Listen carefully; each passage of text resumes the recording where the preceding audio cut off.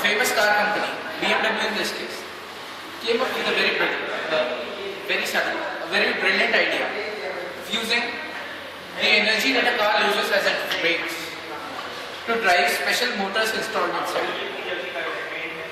What it did was they basically reused the energy that a car uses for various other purposes inside the car. A curious mind would like to say, if this can be done inside the car, what's stopping it from doing outside? Brainstorming with it and keep up with the idea of this product. Where it is. This is what we like to call the smart stop. What it does is whenever a car goes through it, goes over it, it basically comes down. This here is a speed breaker. It comes down, rotates this wheel, drives the dynamo, gives energy that can be used. In practical conditions, this energy can be stored in batteries and be used later. I'm going to call my friend Siddharth, who's going to guide you through the process of how it does what it does. Thanks to my friend Harsh, who gave a glance of how it actually works. Let's have a bit deeper look of how it works. So as my friend said, assume a car moving about. As the car will move or perhaps pass, this will actually press this breaker.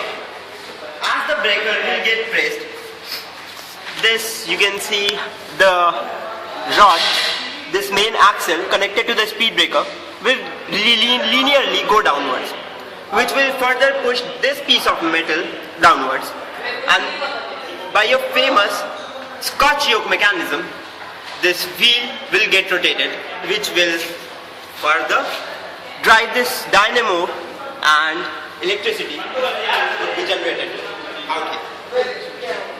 So this is a briefing of how it works. Let's see if it does work or not.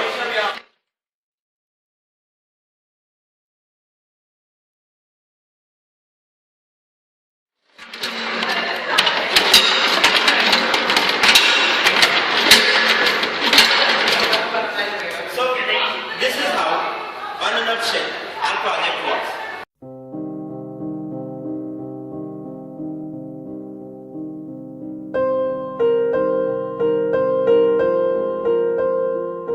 So let's see what were the challenges we actually faced while making this project.